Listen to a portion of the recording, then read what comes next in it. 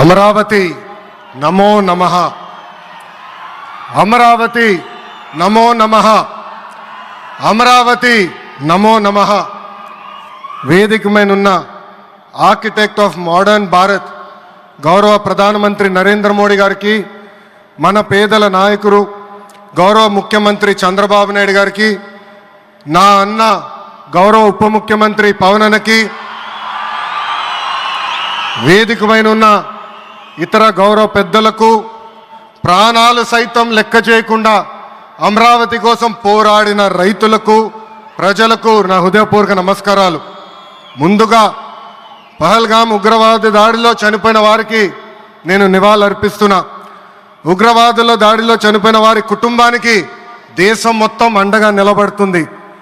పాకిస్తాన్ గీత దాటింది, అమాయకుల్ని చంపింది, చాలా పెద్ద తప్పు చేసింది. ఒక్క పాకిస్తాన్ కాదు, 100 పాకిస్తాన్లు వచ్చినా భారతదేశ నేలపై మొలిచిన గడ్డి కూడా పీకలేరు. 100 పాకిస్తాన్లకు సమాధానం చెప్పే ఒక్క మిసైల్ మన దగ్గర ఉంది. ఆ మిసైల్ ఏంటో తెలుసా?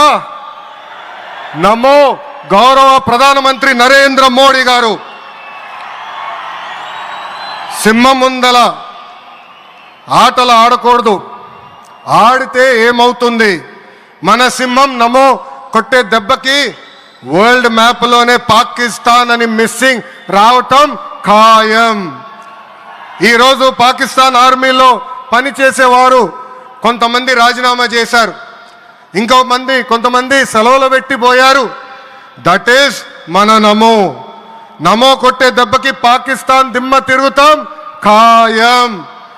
ఈరోజు నేను గర్వంగా చెప్పగలుగుతున్నా, ఎంటైర్ నేషన్ స్టాండ్స్ విత్ మన నమో. కేంద్రం ఈరోజు కులగణన చేయాలనే నిర్ణయం తీసుకుంది.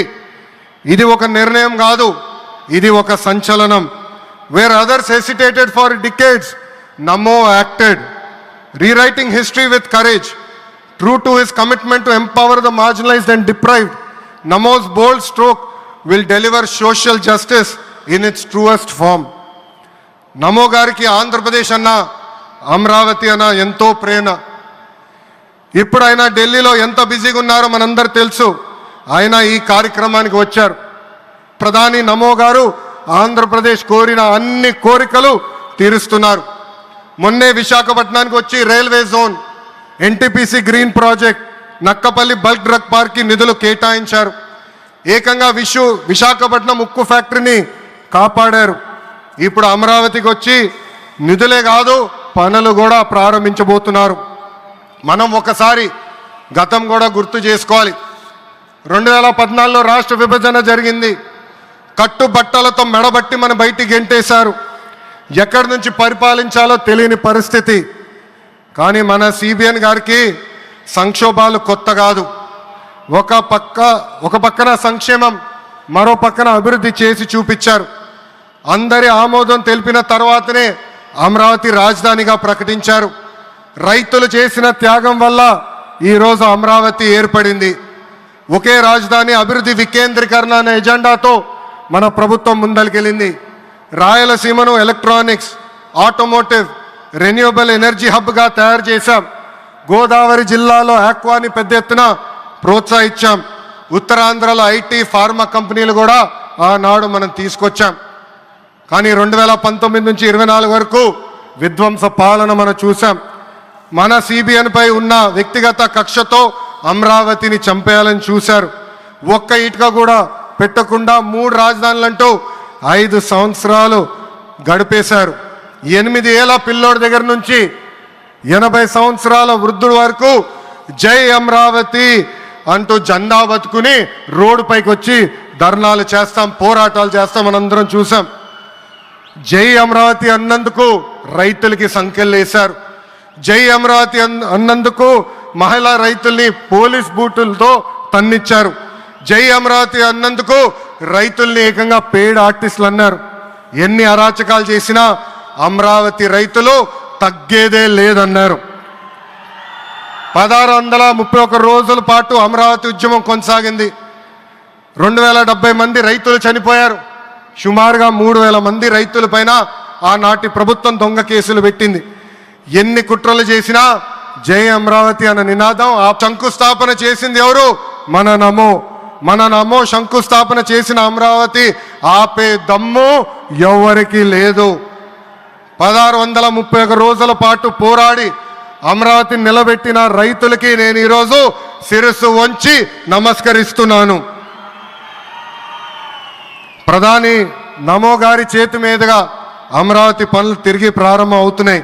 ఇంకా అమరావతి అన్స్టాపబుల్. అభివృద్ధి వికేంద్రీకరణ అంతే స్పీడ్గా జరగబోతుంది. Polavaram, Visakha steel plant, Bhogapuram airport, Prakasam జిల్లాలో CBG plant, Kurnool high court bench, ఇలా అన్ని కార్యక్రమాలు జెట్ స్పీడ్తో జరుగుతాయి. ప్రజాప్రభుత్వం ఏర్పడిన 10 నెలల్లోనే 8 లక్షల కోట్ల పెట్టుబడితో వాటి ద్వారా 5 లక్షల మందికి ఉద్యోగాల అవకాశాలు కల్పించడానికి అనేక నిర్ణయాలు మేము తీసుకున్నాం, ఒప్పందాలు కుదిరించుకున్నాం. అంతేకాదు 16,347 పోస్టులతో మెగా డిఎస్సి నోటిఫికేషన్ కూడా ఇచ్చాం. 5 ఏళ్ళలో ప్రైవేట్ రంగంలో 20 లక్షల ఉద్యోగాలు కల్పించాలని ఒకే ఒక లక్ష్యంతో ఈ ప్రజాప్రభుత్వం పనిచేస్తుంది. ఆంధ్రప్రదేశ్లో ఇప్పుడు డబుల్ ఇంజిన్ సర్కార్ ఉంది. 2 పవర్ఫుల్ ఇంజిన్లు. ఒక పక్కన మన నమో, మరో పక్కన మన సిబిఎన్ గారు. అభివృద్ధి సంక్షేమం అనేది జోడెద్దుల బండి. ఎన్ని ఇబ్బందులు ఉన్నా సంక్షేమ కార్యక్రమాలు అమలు చేస్తూ అభివృద్ధి పరుగులు పెట్టిస్తున్నారు మన సిబిఎన్, మన పవన్ అన్న. ఇంకా మనకి తిరిగే లేదు. నాకు తెలిసినంతవరకు ఏ రాష్ట్రానికి కూడా ప్రధానమంత్రి గారు ఇన్నిసార్లు వెళ్ళింది లేదు. దానికి నేను హృదయపూర్వక ధన్యవాదాలు తెలుపుకుంటూ జై అమరావతి, జై అమరావతి, జై అమరావతి, జై ఆంధ్రప్రదేశ్, జై ఆంధ్రప్రదేశ్, జై ఆంధ్రప్రదేశ్. నరేంద్ర మోడీ గారి నాయకత్వం, నరేంద్ర మోడీ గారి నాయకత్వం, చంద్రబాబు నాయుడు గారి నాయకత్వం, పవన్ అన్న నాయకత్వం. జై హింద్. అద్భుతం. ఒక ఉత్తేజపూర్వకమైనటువంటి ప్రసంగాన్ని అందించారు శ్రీ లోకేష్ గారు. ధన్యవాదాలు. ఇక